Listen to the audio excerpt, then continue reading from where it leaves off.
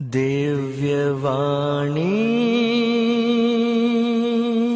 तेरी अमृतवाणी प्रभु। दिव्यवाणी तेरी अमृतवाणी प्रभु। पहला पाठ इब्रानियों के नाम संत पौलुस का पत्र, अध्याय 13, पद संख्या 15 से 17, 20 और 21। शांति का ईश्वर, जिसने भेड़ों के महान चरवाहे को मृतकों में से पुनर्जीवित किया, आप लोगों को समस्त गुणों से संपन्न करे। हम यीशु के द्वारा ईश्वर को स्तुति का बलिदान अर्थात उसके नाम की महिमा करने वाले होठों का फल निरंतर चढ़ाना चाहते हैं। आप लोग परोपकार और एक दूसरे की सहायता करना कभी नहीं भुलाएं, क्योंकि इस प्रकार के बलिदान ईश्वर को प्रिय होते हैं। आपके नेताओं को रात दिन आपकी आध्यात्मिक भलाई की चिंता रहती है, क्योंकि ये इसके लिए उत्तरदायी हैं। इसीलिए आप लोग उनका आज्ञा पालन करें और उनके अधीन रहें, जिससे वे अपना कर्तव्य आनंद के साथ पूरा कर सकें, आहें भरते हुए नहीं, बल्कि इससे आपको कोई लाभ नहीं होगा। शांति का ईश्वर, जिसने शाश्वत विधान के रक्त द्वारा भेड़ों के महान चरवाहे हमारे प्रभु यीशु को मृतकों में से पुनर्जीवित किया, आप लोगों को समस्त गुणों से संपन्न करे, जिससे आप उसकी इच्छा पूरी करें। वह यीशु मसीह द्वारा हम में वह कर्ज दिखाए जो उसे प्रिय है। उन्हीं मसीह को अनंत काल तक महिमा। आमीन। यह प्रभु की वाणी है। क्रिस्त में प्यारे भाइयों और बहनों, मैं आज विशेषकर पहले पाठ पर प्रकाश डालना चाहूंगा। और आप लोगों ने सुना पहला पाठ इब्रानियों के पत्र अध्याय 13 से, और वचन हमें यही बताता है कि हमारा जीवन एक बलिदान है और एक बलिदान होना चाहिए। अर्थात हमें प्रभु के लिए और दूसरों के लिए जीना है। अपने लिए नहीं जीना, दूसरों के लिए जीना है। तो इस बलिदान के जीवन को हम कैसे जी सके, तो हमें अपने जीवन एक बलिदान जैसे प्रभु को चढ़ाना है। इसलिए सबसे पहले वचन कहता है हमें ईश्वर को स्तुति का बलिदान या होठों का फल निरंतर चढ़ाना है। कौन सा बलिदान? स्तुति का बलिदान, होठों का फल निरंतर प्रभु को चढ़ाना है। प्रभु यीशु ने हमारी ओर से अपने जीवन को बलि चढ़ाई, तो अभी हमें अपने शरीर को चढ़ाने की आवश्यकता नहीं है। शरीर को बलि चढ़ाने की आवश्यकता नहीं है, रक्त चढ़ावे की आवश्यकता नहीं है, क्योंकि प्रभु यीशु ने हमारी ओर से हमारे लिए पापों का प्रायश्चित किया, सुंदर बलिदान चढ़ाया। लेकिन एक सुंदर बलिदान हम चढ़ा सकते, वो क्या है? स्तुति का बलिदान चढ़ाना और निरंतर होठों का फल प्रभु को समर्पित करना। इसलिए आज के पहले पाठ में इब्रानियों के पत्र 13-15 में वचन कहता है हम ईसा के द्वारा ईश्वर को स्तुति का बलिदान अर्थात उसके नाम की महिमा करने वाला होठों का फल निरंतर चढ़ाना चाहते हैं। तो निरंतर प्रभु की स्तुति करे और प्रभु को धन्यवाद दे और अपने होठों का फल प्रभु को अर्पित करे। और ये स्तुति का बलिदान एक बलिदान हो सकता है। और कब हमें प्रभु की स्तुति करनी है? निरंतर, हमेशा, सब बातों के लिए प्रभु की स्तुति करनी है। जब हमारे जीवन में कुछ अनहोनी घटनाएं घटती है और दुख देने वाली घटनाएं घटती है, उस समय प्रभु की स्तुति करना सहज है?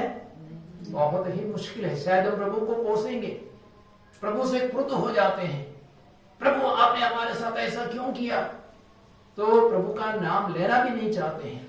लेकिन ऐसे समय भी हमें प्रभु की स्तुति करनी है।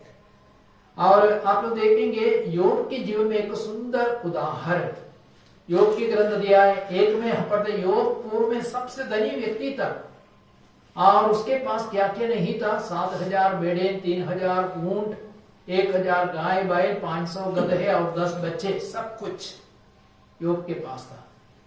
लेकिन एक दिन आया, योग ने सब कुछ खो दिया और उनके बच्चे भी मारे गए।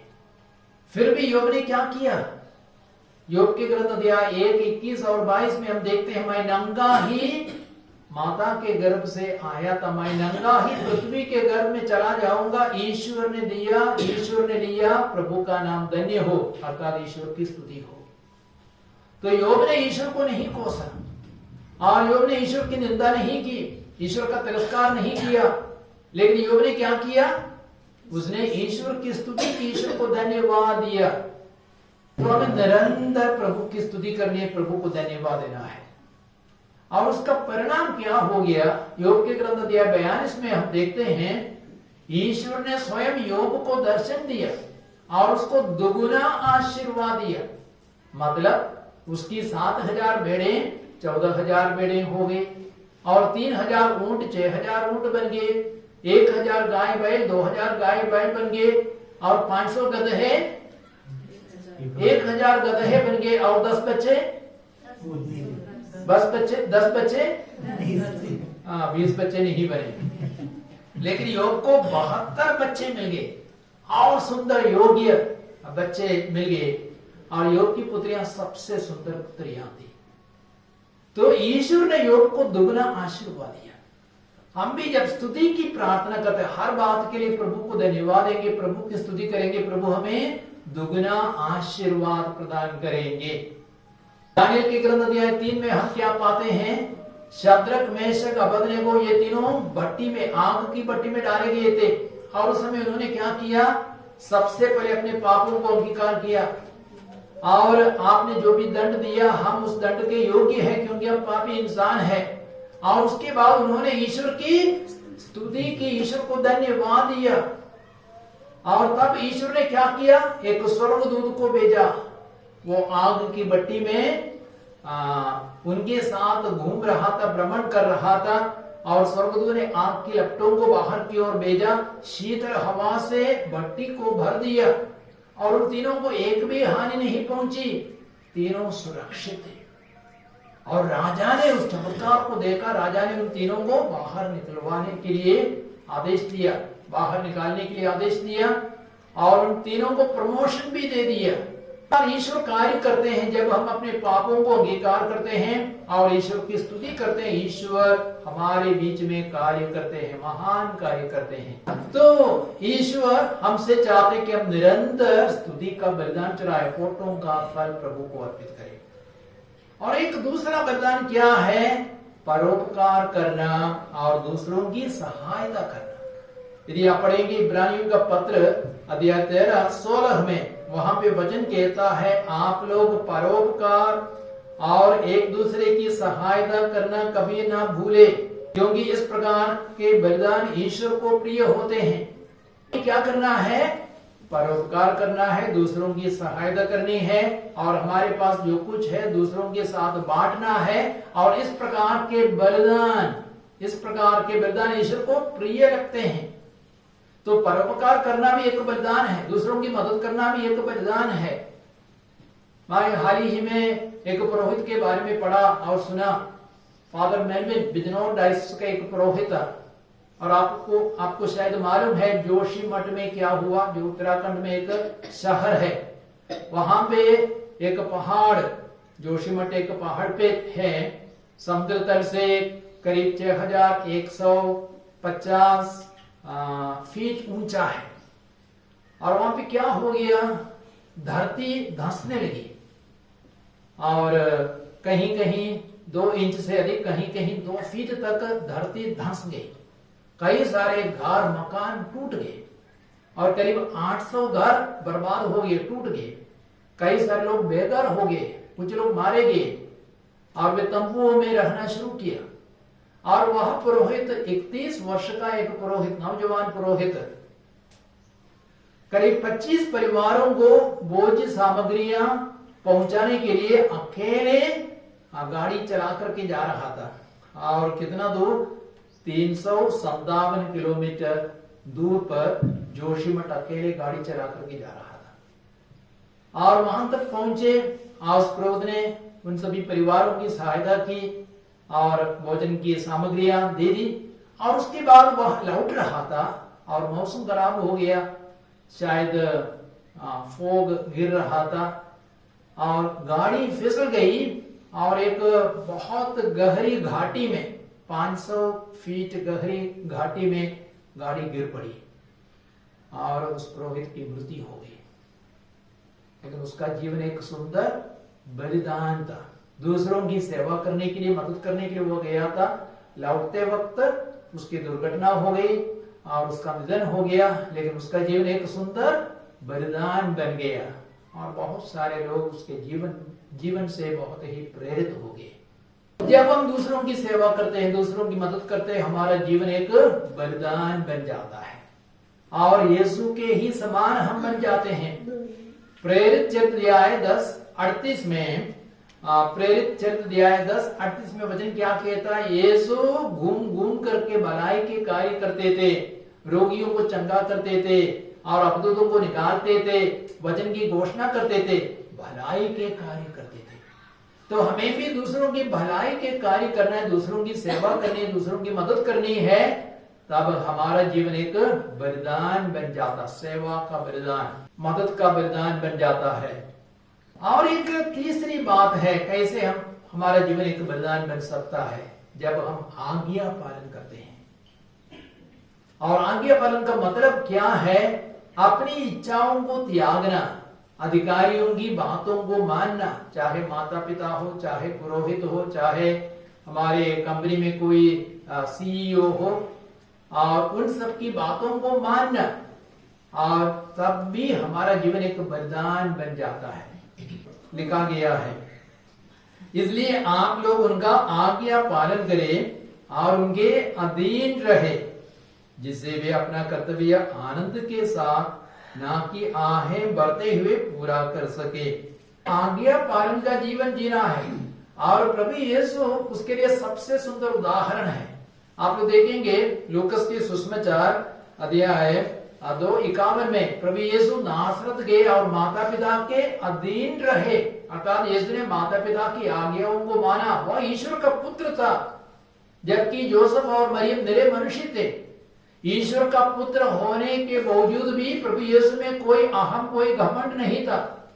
वह माता पिता के अधीन में रहा, उनकी आज्ञाओं को मानता रहा। और फिलिपियों के पत्र अध्याय 2 वाक्य संख्या 5 से 11 तक में हम देखते हैं, यीशु ईश्वर के बराबर थे, क्योंकि वह ईश्वर का पुत्र था, फिर भी उसने बराबरी का अधिकार नहीं मांगा। अपने को दीनहीन बनाया, क्रूस मरण तक उसने अपने को नम्र बनाया। इसलिए ईश्वर ने उन्हें महान बनाया और वह नाम प्रदान किया जो सब नामों में श्रेष्ठ है। तो यीशु ने आज्ञा पालन किया, अपने जीवन को एक सुंदर बलिदान के रूप में पिता ईश्वर को चढ़ाया और हमारी मुक्ति के लिए अपने जीवन को जिया। तो हमें आज्ञा पालन सीखना है और हमारे घर में, परिवार में माता पिता के अधीन रहना है। यदि आप संस्था में हैं, संस्था का जो भी संचालक है उनके अधीन में रहना है। यदि आप दफ्तरों में कार्य करेंगे, वहां पर भी कोई अधिकारी होगा, उनकी बातों को मानना है। यदि आप कंपनी में काम करेंगे, सीईओ क्या है, चीफ एग्जीक्यूटिव ऑफिसर, उनके अधीन रहना है। यदि आप मिलिट्री में काम करेंगे तो उसका सबसे बड़ा अधिकारी कौन है? फील्ड मार्शल है, ब्रिगेडियर है और कर्नल है, उन सब की बातों को मानना है। यदि आप कहीं भी रहेंगे, यदि आप आदेश का उल्लंघन करेंगे, आप क्या होगा? आप वहां से बाहर हो जाएंगे। यदि कंपनी में काम करेंगे, अधिकारियों के अधीन नहीं रहेंगे, अधिकारी आपको बाहर निकालेंगे। मिलिट्री में रहेंगे, बहुत दंड भी मिलेगा आपको। तो आपको अधिकारियों के अधीन रहना, उसी में आपका कल्याण है, आपकी भलाई है। रोमियो के पत्र अध्याय 13 वाक्य संख्या 1 और 2 में संत पौलुस कहते, कोई भी अधिकार ऐसा नहीं है जो ईश्वर द्वारा दिया गया ना हो। अधिकारियों को किसने नियुक्त किया? ईश्वर ने नियुक्त किया है। जो अधिकारियों के विरुद्ध विद्रोह करता है वो ईश्वर के विरुद्ध विद्रोह करता है, वो अपने सर पर दंडाज्ञा बुलाता है।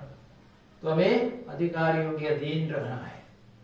हम लोग देखते हैं आदम और हेवा ने ईश्वर के आदेश को नहीं माना। वे कहां से बाहर निकाले गए? अदन वाटिका से बाहर निकाले गए।